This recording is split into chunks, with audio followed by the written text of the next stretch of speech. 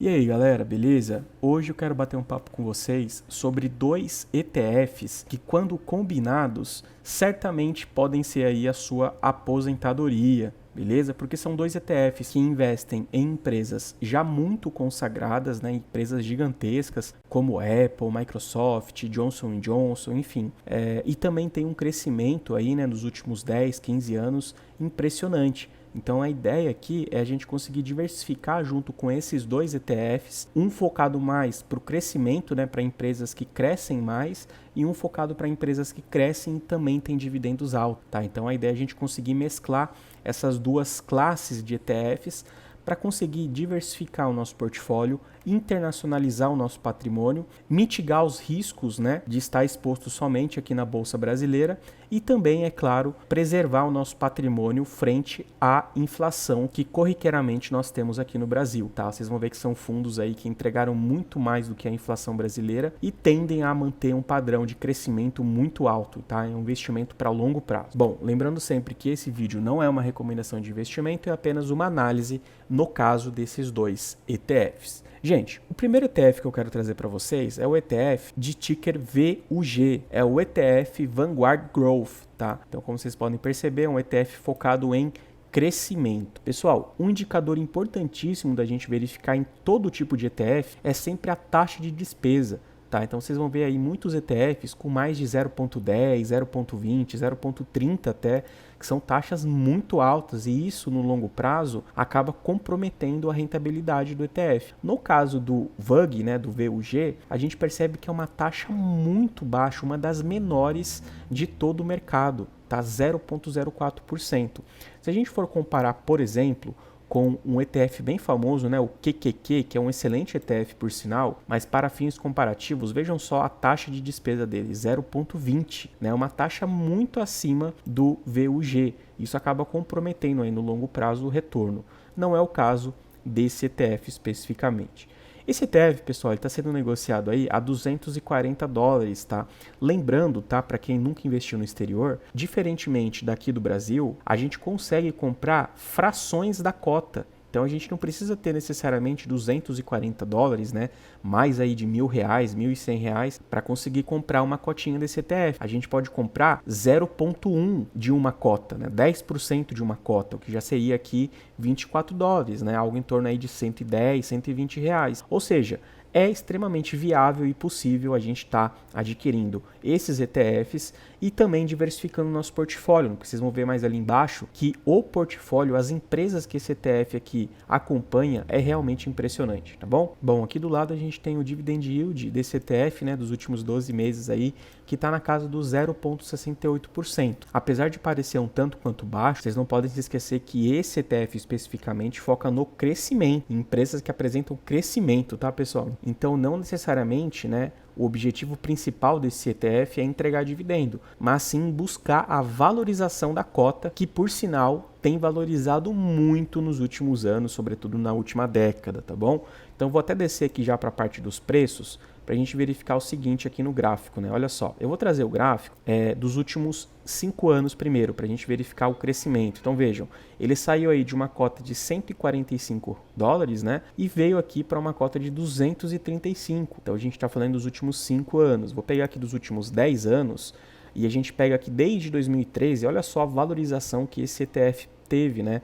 De $75 ele passou para 235. Então, assim, a ideia de se investir em ETF com essa característica de crescimento é resguardar o nosso patrimônio, né? Investir num ETF que certamente vai valorizar no longo prazo, tá? É claro que vai haver quedas, como houve aqui, né? Desde dezembro de 2021 até hoje, mas a tendência no longo prazo é sempre a valorização, sobretudo quando a gente analisa o portfólio desse ETF, e é isso que eu quero mostrar para vocês. Olha só que impressionante, a gente está falando de um ETF que acompanha aí, né, 253 ações e tem uma média de market cap de 223 bi de dólar. Isso aqui é muito alto, tá, gente? É muito interessante.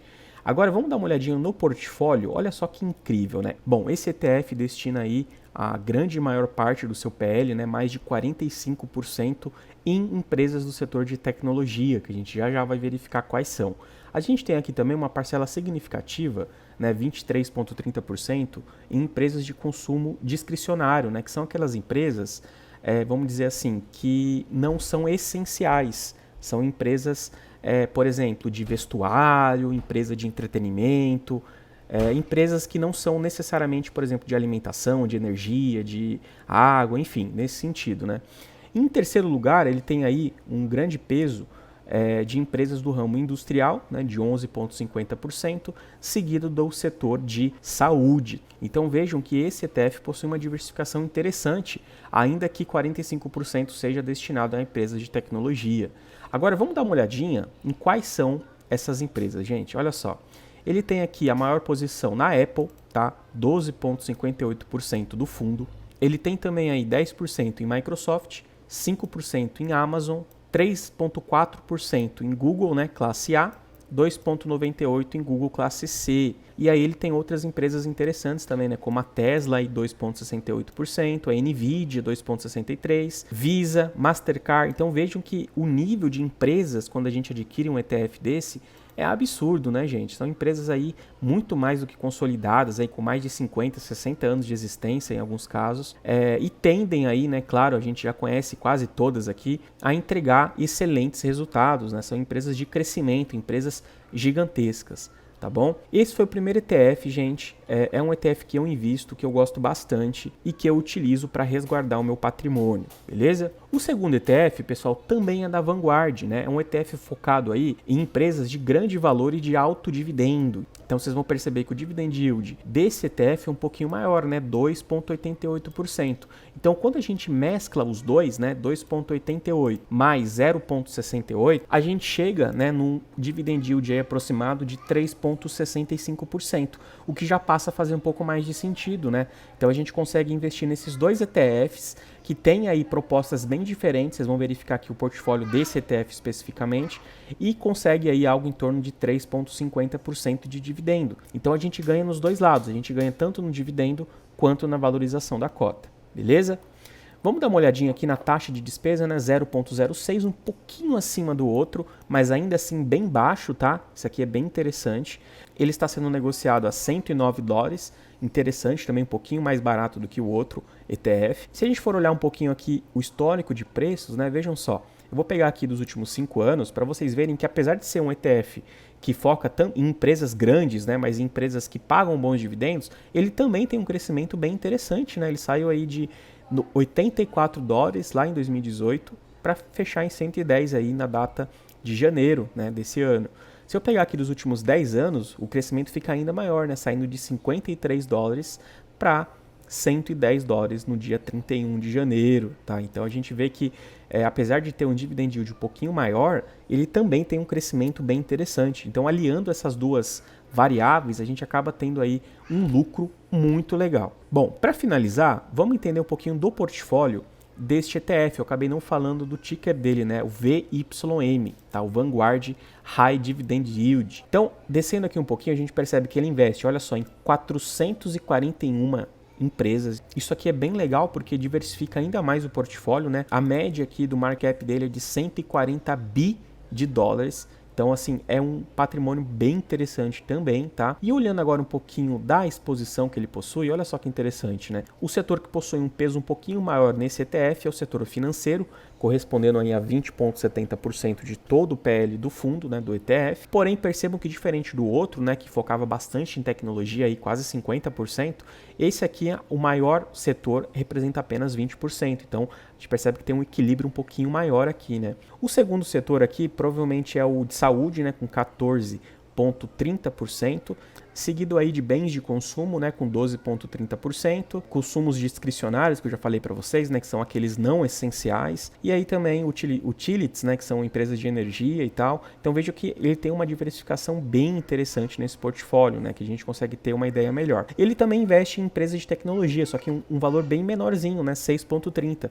E justamente por isso que eu acho bem legal a gente combinar os dois. Então nos meus aportes mensais, né, da parcela que eu invisto no exterior, eu divido sempre nesses dois, um focado mais em tecnologia e crescimento e outro focado mais em dividendo, que aí acaba abrangendo mais setores. Então, isso, juntando esses dois ETFs, eu consigo uma diversificação muito legal e um dividend yield aproximado aí de 3,5%, que para mim está sensacional, né? Já que o meu foco aqui é no longo prazo e na proteção do meu patrimônio, beleza? Agora, para finalizar o vídeo, vamos entender um pouquinho das empresas. Olha só que interessante o nível das empresas que esse ETF investe. A gente está falando aí da ExxonMobil, né? Então, acho que é a maior empresa aí de petróleo do mundo, correspondendo a 3,30% só do PL. Então veja que a empresa com a maior representatividade tem só 3,3%. Então veja como esse ETF é bem diversificado, né? Seguido aí da Johnson & Johnson, não preciso nem comentar, né, sobre essa empresa aqui. Do JP Morgan, o maior banco americano, olha só que interessante, né? A Chevron, da P&G também, né? Olha que interessante, 2,32%. E outras tantas empresas aqui gigantescas, né? A Bev aqui, bem legal também, uma empresa enorme aí. Salvo engano, é uma empresa que está dentro da lista do Dividend King, né? Que são aquelas empresas que pagam dividendos aí crescentes nos últimos 50 anos, né? Então não é pouca coisa não. A Pfizer também, né? Uma outra empresa aí do setor de healthcare, de saúde. Olha só que legal, né? Então vejam só, adquirindo um ETF desse, vejam a diversificação que a gente passa a ficar exposto. Né? Isso é muito interessante, é o que me faz investir no exterior. Beleza? Gente, esses foram os dois ETFs. Espero que vocês tenham gostado aqui, entendido também da proposta de cada um deles. E caso esse conteúdo tenha agregado conhecimento e valor para você, eu peço que você gentilmente se inscreva no canal e curta o vídeo também para dar aquela moral e fazer a gente atingir o maior número de investidores. Beleza? Gente, muito obrigado, aquele abraço e bom carnaval para todo mundo.